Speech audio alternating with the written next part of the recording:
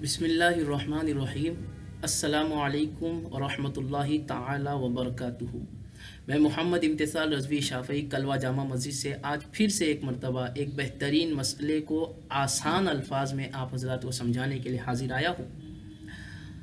जिन भूत शैतान चुड़ैल खबीस परियां मौक्किल पाक जिन नापाक जिन शैतान, ये तमाम चीज़ों के ऊपर आज हम लोग वलियों का आंग में आना, हाज़री आना, सवारी आना, इस तरीके की चीज़ें आज इंशाअल्लाह ज़वजल हम लोग पता करेंगे कि ये चीज़ें है क्या। इसको बड़े गौर से और बहुत ही आसान अल्फाज में इंशाअल्लाह समझाऊंगा कि आपके जहन ही नहीं बल्कि दिल के अंदर भी बातें उतर जाएगी अच्छी तरह से। सबसे पहली बात कि क्या जिन होते हैं? जी हाँ, बेशक होते हैं। अल्लाह रब्बुल इज़्ज़त ने कुरान पाक में फरमाया वमा खलक़तुल जिन्ना वल इंस, मैंने पैदा किया, अल्लाह फरमा रहा है मैंने पैदा किया जिनों को और इंसानों को। अल्लाह यहाँ पे देखिए एक और चीज़ यहाँ पे हम लोग को है सीखने वाली। अल्लाह ने पहले फरमाया, अल्लाह फरमा सकता था मैंने इंसानों को पैदा किया और जिनों को, लेकिन अल्लाह कह रहा है मैंने जिनों को पैदा किया और इंसानों को। मतलब ये है अल्लाह ने पहले जिन का लफ्ज़ इस्तेमाल किया और वाकई में यही है कि इंसानों से पहले ये दुनिया जिन्नातों से बसाई गई थी। फिर उन्होंने आपस में लड़ना शुरू किया। अल्लाह ने उनकी लड़ाई को देखकर, आपस की मारा मारियों को देखकर, खून खराबों को देखकर अल्लाह ने उनकी जो है वो दुनिया को फना कर दिया। उसके 5000 साल बाद अल्लाह ने आदम अलैहिस्सलाम के ज़रिए से इस दुनिया को इंसानों से आबाद किया। अब आते हैं हम लोग मुद्दे पे, और आप देखेंगे कुरान करीम के अंदर जिनों के होने की बात कई जगहों पर है। एक जगह मैंने एक ही आयत पढ़ी, कई सारी आयतें ऐसी हैं। और साथ ही साथ मैं आपको ये समझाना चाहूँगा कि अल्लाह ने बाकायदा तौर पे जिनों को इम्पोर्टेंस देने के अल्लाह ने बाकायदा पूरी एक सूरह कुरान के अंदर उनके नाम से कर दी, सूरह जिन। आप इंसानों के नाम से कोई नहीं देखेंगे, सूरह इंसान नहीं है, लेकिन सूरह जिन ज़रूर है। अब आप देखें कि क्या ये जिन जो होते क्या ये बुरे होते हैं? जी नहीं। अल्लाह ने जो मैंने आयत पढ़ी उसकी आयत का आगे का तर्जमा आप सुने। आगे क्या है? इल्ला लियाबुदून वमा खलक़तुल जिन्ना वल इंसा इल्ला लियाबुदून। अल्लाह फरमा रहा मैंने जिन्नातों को और इंसानों को पैदा किया, इल्ला लियाबुदून। क्यों पैदा किया? अल्लाह फरमा रहा इबादत के लिए पैदा किया। अब जैसे इंसानों में बिगड़े हुए हैं, काफिर भी हैं, मुसलमान हैं फिर भी बिगड़े हुए, मुसलमान है शराबी हैं, मुसलमान है गुनहगार है, मुसलमान है बेनमाजी हैं, इस तरीके से बिल्कुल जिन्नातों में भी हैं। और जैसे इंसानों के अंदर जेंडर्स है, मेल है फीमेल है, तो इस तरीके से जिन्नातों के अंदर भी जेंडर्स है, जिन्नातों के अंदर भी मेल फीमेल होते हैं। ये इसलिए समझाया कि आगे इंशाल्लाह बात आपको चुड़ैल और परियों की बातें समझ में आए। तो जो जिन अच्छे होते हैं, मुसलमान और अच्छे होते हैं, बदमाश नहीं होते, शरारती नहीं होते, शरीर नहीं होते, तो उन जिनों को तो हम लोग मौक्किल कहते हैं, पाक जिन कहते हैं या सिर्फ जिन्नात कहते हैं। ठीक है। अब जो बुरे होते हैं या कुफ़ार होते हैं, शरीर किस्म के बदमाश किस्म के होते हैं जिन, उनको हम लोग कहते हैं शैतान। उन्हीं में जो मजबूत हो जाए ज़्यादा उसको खबीस भी कहते हैं, उसी में हम लोग जो है वो नापाक जिन भी कहते हैं उसी को। ये तमाम चीज़ें हो गई, उसी को बला वगैरह कहते हैं हम लोग। अब इसी में आप जेंडर थोड़ा बदल लो तो चुड़ैल क्या होती है? अगर अच्छी है लेडीज़ जिन अच्छी है तो वो हो गई परी, हम लोगों ने नाम दे दिया परी। और फिर अगर लेडीज़ जिन बुरी है तो फिर वो हो जाती है शैतान की वाइफ, माँ, बहन वगैरह वगैरह, तो फिर ये हो जाती है चुड़ैल। तो अगर आप चुड़ैल इस मायने में बोलते हो तो उसमें कोई हर्ज नहीं, वाकई चुड़ैल है। फिर अगर आप इस मायने में परी बोलते हो तो फिर वाकई में परी है, वरना हकीकत में कोई खबीस नहीं होता, कुछ नहीं होता, कोई देव नहीं होता, कुछ नहीं होता, भूत नहीं होता। यही जिन्नात की एक किस्म है। अगर वो बदमाशी पे उतर आए तो फिर हम लोग उसको भूत का नाम दे देते, उसको चुड़ैल का नाम देते, उसको न जाने और क्या क्या नाम दे देते। एक चीज़ अब ये हो गया कि जिन भूत वगैरह आपके समझ में आ गया होगा कि ये चीज़ें क्या है। हम लोग ये जो बोलते हैं अल्फाज, ये कौन है हकीकत में, हम लोगों के समझ में आ गया। भूत कोई अलग कैटेगरी नहीं, जिन ही है। बिगड़ा हुआ तो उसको हम लोग जिन कहते। चुड़ैल है तो बिगड़ी हुई है तो वो चुड़ैल है, परी है तो नहीं बिगड़ी है तो परी है। तो इस तरीके से चीज़ें होती हैं। अब आता है कि जिन और रूह का, किसी की मरी हुई की रूह का लौट कर हमारे जिस्म में आ जाना, या कोई जिन का, चुड़ैल का, जिन्नात का, परी का हमारे जिस्म के अंदर आ जाना। ये किसी के जिस्म के अंदर, हम लोग जिसको कहते हैं हमारे कोकन में ख़ास तौर से कि आंग में आ गया, तो आंग में आना, इसके ऊपर हम लोग गौर करते हैं। मैं आपको एक बहुत ही सादी चीज़ समझाता हूँ। आप कभी जो है, कभी अपने घर में फ्रिज खरीदते हैं, कभी अपने घर में वॉशिंग मशीन खरीदेंगे, कभी मोबाइल खरीदेंगे, कभी आप लैपटॉप खरीदेंगे, वगैरह वगैरह। ये तमाम चीज़ें जब आप ख़रीदते हैं ना प्यारे, तो एक बॉक्स के अंदर आती है ना। आप उस बॉक्स में, मान लीजिए एक फ्रिज आपने ख़रीदा, बॉक्स के अंदर आया, उसके अंदर एक बॉक्स है, उसके अंदर फ्रिज भरा हुआ है, फ्रिज रखा हुआ है। अब उसी एक बॉक्स के अंदर आप दूसरा एक और फ्रिज डाल के दिखाओ मुझे। It is possible? Not, it is not. ये बिल्कुल भी मुमकिन नहीं है। आप एक वॉशिंग मशीन खरीद लो, अगर बॉक्स के अंदर एक वॉशिंग मशीन है तो आप दूसरी वॉशिंग मशीन को नहीं डाल सकते। एक मोबाइल रखा हुआ है, आप दूसरा मोबाइल उसके बॉक्स के अंदर नहीं, एक कवर के अंदर आपने मोबाइल डाला हुआ है, अब उसी कवर के अंदर दूसरा मोबाइल आप डाल सकते हैं? नहीं डाल सकते। बिल्कुल सेम टू सेम है। अल्लाह ने हमारा जिस्म पैदा किया, अब इस जिस्म के अंदर अल्लाह ने रूह को भर दिया। एक जिस्म, सिंगल रूह, एक ही रूह। दूसरी रूह आने के लिए जगह तो होना चाहिए प्यारे, ध्यान से सुनो।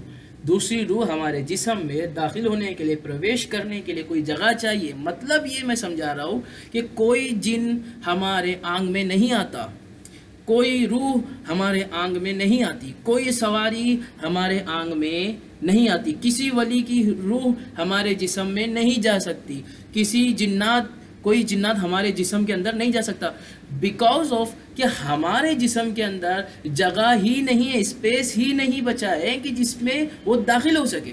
हमारी रूह ऑलरेडी है उसके अंदर। तो फिर हम लोग जो देखते हैं, अब ये सवाल बड़ा ज़बरदस्त आता है कि फिर हम लोग जो देखते हैं कि एक औरत के अंदर, एक आदमी के अंदर, एक बच्चे के अंदर अचानक से इतनी ताकत आ जाती है कि वो 10-10, 15-15 लोगों को से कंट्रोल नहीं होता, उनको मारने लगता है। और इस तरीके की चीज़ें हम लोग देखते हैं कि वो न जाने क्या क्या बड़बड़ करता है, क्या क्या बोलता है, ये तमाम चीज़ें हम लोग देखते हैं। तो ये कैसे होता है? जब जिन आया नहीं, आंग में नहीं आया, रूह नहीं आई है पलट के, तो फिर ये चीज़ें कैसे होती है? तो मैं आपको समझाता हूँ ये चीज़ें कैसे होती है। दरअसल ये हमारे जिस्मों में नहीं घुसते, बल्कि हमारे माइंड को अपने काबू में करते हैं। और इस बात को हम झुटला नहीं सकते कि जिन्नातों के पास ताकत नहीं है। बेशक जिन्नातों के पास इतनी ताकत है, उन्होंने जो शरीर जिन्नात होते हैं वही हमारे जिस्मों के साथ में, हमारे जहन के साथ में खिलवाड़ करते हैं। ये जहन में रखिए आप, वही हमारे जिस्मों के साथ में और जहन के साथ में खिलवाड़ करते हैं। तो जो अच्छे होते हैं, मौक्किल या पाक जिन, वो कभी भी परेशान नहीं करते, कभी भी नहीं करते। ये जहन में रहे। जैसे कि हम लोग आपस में एक अंधविश्वास में मानते हैं कि अरे ये घर में पाक जिन है, ये घर में ऐसा नहीं रहना, ये घर में वैसा नहीं रहना, ये घर में नापाक नहीं रहना। अरे मेरे भाई, जिस घर में रहते हुए लोग हो, उस घर में शादियां होंगी तो नापाकियां भी होगी, और नापाकियां नहीं होंगी तो फिर कैसे? नापाकिया तो ऑटोमेटिकली होगी। फिर आजकल तो घर के अंदर ही बाथरूम होते, तो फिर ऐसा नहीं है। दरअसल जैसे हम इंसान हैं, हमको सूझबूझ है, समझ है, हम लोग सोच समझ के फैसले करते हैं, ऐसे ही पाक जिन या नापाक जिन को भी दिमाग है, सूझबूझ है, सोच समझ के फैसले करते हैं। जो शरीर है वो शरारत अपनी सूझबूझ के साथ करते हैं, जो अच्छे हैं वो अपनी अच्छाइयों को सूझबूझ के साथ इस्तेमाल करते हैं। मतलब ये हुआ कि आपके घर में अगरचे पाक जिन हो, वो आपको कभी भी परेशान नहीं कर सकते, अगरचे आप नापाक हो या अगरचे आप पाक हो। जहन में रहे। अब आई बात नापाक जिनों की, और जो हमारे जिस्मों और जहनों के साथ में खिलवाड़ करते हैं। दरअसल जो जिन्नात, चुड़ैल वगैरह हमारे जिस्मों और जहनों के साथ में खिलवाड़ करते हैं, वो हमारे माइंड को कैप्चर करते हैं। और जब हम लोग देखते हैं कि भाई एक घुसा मारा और 5-5, 6-6 लोगों को गिरा दिया, एक पतला दुबला, मेरे से ही पतला दुबला इंसान अचानक से एक को घुसा मारता है और 5-5, 6-6 लोग जो है वो, तो ये जो होता है ना, दरअसल हमारे माइंड को कैप्चर करने के बाद वो हमारे साथ मौजूद रहते हैं।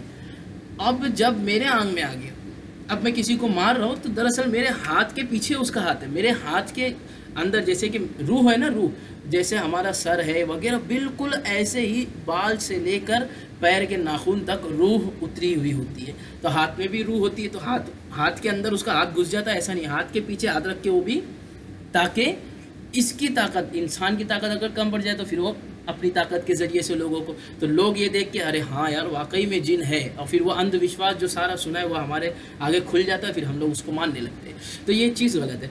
अब शैतान, जिन्नात वगैरह ये आंग में आता नहीं है, ये बात आपके जहन में आ गई। इसी के साथ आपको ये बात भी जहन में रखनी चाहिए कि रूह, किसी की रूह का पलट कर कोई मर गया, जैसे मान लो कि किसी ने किसी का कत्ल कर दिया हो, अल्लाह ना करे ऐसा हो, किसी ने किसी का कत्ल कर दिया हो, तो अब माना जाता है कि वो रूह लौट कर आई, या किसी घर में किसी की मौत हो गई तो वो रूह उधर ही घूम रही है और अब वो परेशान कर रही है, और अब वो जिसने मारा तो उससे बदला लेगी वगैरह वगैरह। ये सारी काफिरों की सोच है। हमारे तमाम उलमा ने अकीदे की तमाम बातों के अंदर ये चीज़ भी आती है कि अगर कोई बंदा ये ख्याल रखता है कि किसी की रूह लौट कर किसी के अंदर आएगी तो वो बंदा काफिर है।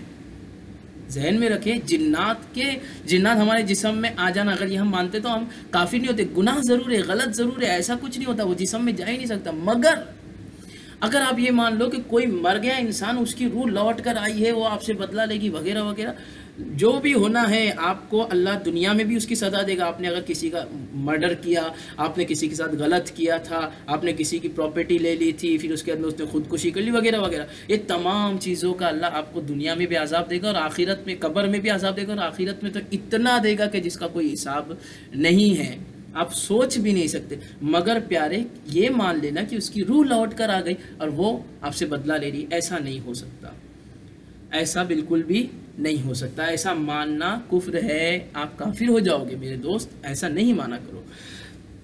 अब हम लोग बात करेंगे वलियों का हमारे जिस्म में आना। जैसे देखेंगे आप कि संदल के थाली सर के ऊपर पकड़े हुए लोग जा रहे हैं और अचानक से एकदम से जिन आ जाता है आग में, अचानक से जिन आ गया और लोग कहने लगते हैं अरे बाबा की सवारी आ गई, अरे बाबा की सवारी आ गई। ये सवारी क्या है? सवारी क्या है हम लोग जानते हैं आज। सबसे पहले तो इसको सवारी का लफ्ज़ क्यों बोलते हैं, मैं आपको समझाता हूँ। ये सवारी का लफ्ज़ आया कहाँ से है?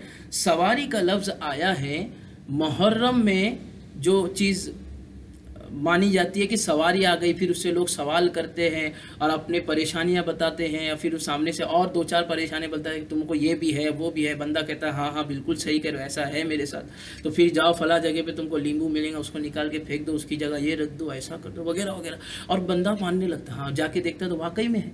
दरअसल वो नींबू कोई और आपका साथी नहीं रखता, कोई आप पे किया कराया हुआ नहीं रखता। ये जो होता है आपकी जो शरीर जिन जो सवारी है वो सवारी नहीं है, कोई वली नहीं आया आग में। वलियों की सवारी और जो हर संदल में आती है उसकी बात मैं बाद में करूंगा। अब हम लोग बात कर रहे हैं मुहर्रम की सवारी की। मुहर्रम की ये सवारी का लफ्ज़ कहाँ से आया? शिया लोगों के अंदर जो हुजूर सैयदना इमाम हुसैन रज़ी अल्लाह ताला अन्हु का जो घोड़ा था ना, उस घोड़े की सवारी का आना मुमकिन माना जाता है, बाकायदा उसको लोग मानते हैं, और उसके बारे में 10 दिन तक सवारी वो आती रहती किसी न किसी के आंग में, और फिर वो 10 दिन तक ऐसी चीज़ें, तो वो जिन्नात आता है दरअसल, और वो जिन्नात आके लोगों के अंदर बहकान। तो अब उसको मानते मानते लोगों के अकीदे को बिगाड़ते बिगाड़ते वो इतना बिगाड़ चुका है शैतान कि हम सुन्नियों ने भी इसको मानना शुरू कर दिया, और अब हर कोई ये मानता है कि भाई ये सवारी आती है इमाम हुसैन की। अब इमाम हुसैन की सवारी को लेकर लोगों के जहन बन चुके, तो अब जिन्नात आता है हमारे जहनों के साथ में, हमारे अकीदों के साथ में खेलता है। अगर हम लोग ये मानने लगेंगे ना वाकई की सवारी आने लगी, तो सही अल्फाज ये हैं प्यारे, गुनाह तो है ही है, अगर कोई जानते हुए मान ले तो वो बंदा काफिर हो सकता है। जहन में रखिए, मैं कोई मुफ्ती नहीं हूँ फतवा लगाने के लिए, मैं सिर्फ आपको एक दीन के खिदमतगार होने के नाते आपको एक नॉलेज पहुँचा रहा हूँ कि आप अगर इस बात को मान लेते हो कि मुहर्रम में सवारी आती है तो आप काफिर हो सकते हो। ये बात जहन में रखें, आप अपना ईमान खो सकते हो, आप मुसलमान से खारिज हो सकते हो। आप इस बात को जहन में रखें। मैं इसको समझाता हूँ कैसे। शिया लोगों ने इसको कहाँ से शुरू किया कि इमाम हुसैन के घोड़े की सवारी आती है, वह हमारी हेल्प करती है, वह हमारी साल भर की परेशानियों को दूर करती है, हमारे किए कराए को दूर करती है, हमारे ज़िंदगी को संवारती वगैरह वगैरह। इमाम हुसैन की सवारी कौन थी? घोड़ा। घोड़ा मतलब जिसके पास रूह भी है, मर गया, अब उसकी घोड़े का इंतकाल हो गया, बेशक वो एक अजीम घोड़ा था, मर गया, इंतकाल हो गया। अब उसकी रूह का लौट के आना और फिर उसके बाद में किसी के जिस्म में आ जाना, इंसान के जिस्म में आ जाना, जबकि मैंने बोला कि स्पेस ही नहीं आ ही नहीं सकता, इंसान के जिस्म में आ जाना ये पॉसिबल नहीं है। अगर आपने मान लिया तो आपने रूह का लौट के आना और जिस्म में दाखिल हो जाना ये मान लिया, और यही बात तो कुफ्र है, आप इसको नहीं मान सकते। अब उसके बाद में घोड़ा आया। अब वो घोड़ा जो था वो बोलता तो नहीं था ना, शिया लोगों ने तो न जाने क्या क्या बना लिया कि घोड़ा ऐसा बोला, घोड़ा वैसा बोला, लेकिन हम सुन्नियों में ये है कि ज़बान हाल से, मतलब बोलते ना एक फीलिंग्स, इमाम हुसैन से फीलिंग्स के ज़रिए से अटैच था घोड़ा, पर बोलने के लिए नहीं था। इमाम हुसैन के घोड़े ने अपनी ज़िंदगी में कभी बात नहीं की, ठीक है, वो घोड़ा घोड़ा है, इंसान इंसान है, इंसान की लैंग्वेज घोड़े ने कभी नहीं बोली थी। अब इसको मान करके वो घोड़ा आया, घोड़े की रूह आई, ठीक है। अब घोड़े की रूह 10 मुहर्रम के दिन घोड़े की रूह आ गई, सवारी आ गई, वो ताज़िया चल रहा है, लोग भी जा रहे हैं, आजकल सुन्नी भी निकालने लगे। तो इसके अंदर तो ये तमाम चीज़ें, अब इसके अंदर ये मानते कि भाई घोड़े की रूह आ गई। अब घोड़े की रूह आ गई तो मुझे बताओ वो इंसान की तरह बात कैसे करने लगा। एक चीज़, एक घोड़ा था ना वो, कि इमाम हुसैन के 1000 घोड़े थे करबला में, नहीं ना, इमाम हुसैन एक साथ 1000 घोड़े पे बैठे थे क्या, नहीं, एक ही घोड़ा था ना, एक घोड़ा था। अब वो एक घोड़ा आप देखो सुबह में 11 बजे या दोपहर में 1 बजे 1:30 बजे नमाज पढ़ के ताजिए निकलते पूरे हिंदुस्तान में, और न जाने पाकिस्तान में भी और भी कई जगह पे, बांग्लादेश वगैरह में जहाँ पे मुसलमान है, शिया भी है थोड़े, या शिया से लोग जो है वो उनके अंदर खराबियाँ आ गई, तो वो लोग जो है जब ताजिया निकालते एक साथ सारे लोगों के सारे, अभी यहाँ जैसे आपने कलवा में हो, फिर थाना में भी ताजिया चल रहा है, कलवा में भी चल रहा है, बुमरा में भी चल रहा है, तो बॉम्बे में भी चल रहा है, तो लखनऊ में भी चल रहा है, तो यूपी में अलग अलग। अब 1000 जगह पे ताजिए निकले, 1000 जगह पे एक ही घोड़े की रूह कैसे आ गई, थोड़ा तो लॉजिक समझो। कैसे एक ही घोड़े की रूह एक ही टाइम के अंदर सारे लोगों के अंदर आ सकती है, इट इज़ नॉट पॉसिबल। तो ये मुमकिन ही नहीं है, और शरीयत इस्लामिया ऐसी तालीम भी नहीं देती, ऐसा कुछ हिंट भी नहीं देती कि ये ऐसा हो सकता है, नहीं हुआ। अब ये वहाँ से आया, इसलिए सवारी भी मानना नहीं है, ये शियों का तरीका था। अब यही सवारी का लफ्ज़ लोग इस्तेमाल करने लगे दरगाहों के संदल में आने वाली हाज़री पर। ये दरगाहों के संदल में जो हाज़री आ जाती है वो बंदा थाला नहीं छोड़ता, या चादर नहीं छोड़ता, या हाँ की आवाज़ें निकालता, ये क्या है। अब मैं आपको समझाता हूँ ये क्या है। ये सवारी का लफ्ज़ तो हम लोगों ने वहाँ से दिया, तो सवारी का लफ्ज़ हटा दो, ठीक है। अब क्या है, मानो हाज़री आ गई। अब ये हाज़री का लफ्ज़ तो सही है, पर ये हाज़री है क्या। हाज़री हम लोग मानते हैं कि गौसे पाक आ गए, तो फला वली आ गए, तो गरीब नवाज आ गए। याद रखो अल्लाह के वलियों की रूहें भी लौट कर नहीं आ सकती। अल्लाह के वलियों की रूहें बेशक उनके जिस्मों के अंदर, कब्र के अंदर उनके जिस्मों के साथ डालकर उनको हयात किया गया, और वो अपने रब की इबादत करते हैं, और उनको रिस्क भी दिया जाता है, वो हयात है, वो हमारी बातें सुनते हैं, वो अल्लाह से हमारी सिफारिशें करते हैं, सारी बातें बिल्कुल हक है, सही है। मगर याद रखो उनकी रूहें लौट कर किसी के जिस्म में आ जाना इट इज़ नॉट पॉसिबल, बल्कि वो उस वक्त, अब मैं आपको एक चीज़ समझाता हूँ। गरीब नवाज के दरबार पे कितने लोग हर साल में छठी में जाते होंगे, आप कहेंगे लाखों, मानो कि 1.5 लाख लोग पहुँचे, ठीक है। यहाँ से रात दिन एक करके बंदा सफ़र करके अपने पैसे घलाकर अपना टाइम देकर वो वहाँ पहुँचा अपनी अकीदत लेकर। और गरीब नवाज के बारे में हम सब जानते हैं कि हर अकीदतमंद से अपने खुलूस के साथ मिला करते थे, पूरे खुलूस के साथ। अगर यहाँ तक के मिलने वाला काफिर भी हो तो गरीब नवाज उसके साथ में अच्छे से मिलते थे, और वो उसी मोहब्बत को देख कर मुसलमान होता था। और मुसलमान आ जाए तो गरीब नवाज तो और भी उससे मोहब्बत से पेश आते थे। तो ये चीज़ हम लोगों के समझने वाली कि गरीब नवाज के दरबार पर 1.5 लाख लोग पहुँचे, सारे के सारे अकीदतमंद। अब सारों के अंदर हम मान ले कि जितने लोग संदल लेके निकल रहे, हर एक के अंदर वही बात जैसे मैं सवारी वाले में बताया था, हर एक के अंदर अलग अलग दोपहर के टाइम पे या सुबह के टाइम पे या शाम के टाइम पे संदल निकलते हैं। हर एक के अंदर जो है वो गरीब नवाज आए हुए होते हैं, सबके सरों पे थाले रहते हैं और हूँ हाँ करते रहते हैं, और सबके अंदर क्या गरीब नवाज आ गए। नहीं, ये सवारी और ये हाज़री गरीब नवाज की नहीं है, गौसे आज़म की नहीं है कि किसी और वली का संदल है तो उस वली की हाज़िरी नहीं है, बल्कि ये हाज़िरी दरअसल उनके वलियों पर, उनके दरबारों पर रहने वाले या उनके दरबारों पर जो है वो किसी के अंदर जो जिन्नात का साया वगैरह आ जाता है और फिर वो नहीं निकलता है, तो फिर अब जब वो हाज़िरी देने लगता है ना अपनी अकीदत की बुनियाद पे, तो अब जो अल्लाह के वली के तरफ जो मौक्किल और नेक जिन्नात वगैरह होते हैं, वो जिन्नात इन जिन्नातों को निकालने पर आमादा होते हैं वली के हुक्म से कि जाओ तुम फलाह के अंदर जो है वो जिन्नात है और वो मेरा अकीदतमंद है और मेरे दरबार पे जो है वो चादर वगैरह लेके हाजिर हो रहा है, तो इसकी तमाम बलाओं को और इसके अंदर के जिन वगैरह को, इसके ऊपर हावी जिन वगैरह को हटा दो। तो अब वो दरबार के जिन आपके जिन को निकालने की कोशिश करते हैं और उस वक्त वो हाजिरी आती है निकलने के लिए। वो जो काबू आपके माइंड पे पाया है वो उससे छीनकर वाकई में आपको अपनी सही ज़िंदगी अता करने के लिए ये चीज़ होती है। तो हकीकत में कोई मौक्किल आपके अंदर नहीं आता, हकीकत में कोई वली की रूह किसी के अंदर नहीं आ सकती, हकीकत में कोई सवारी कभी भी नहीं आ सकती। ये तमाम बातें मैं आपको आज बताना चाहता था। मैंने अपना बताकर अपना फ़रीज़ा अदा किया। अभी आपका ज़िम्मा है कि आप इन बात को और इस वीडियो को हर मुसलमान तक शेयर करें ताकि हर मुसलमान को ये मालूम हो सके कि हम सुन्नियों के अकायद कैसे हैं और कितने प्यारे हैं। वमा अलैना इल्लल बलाग।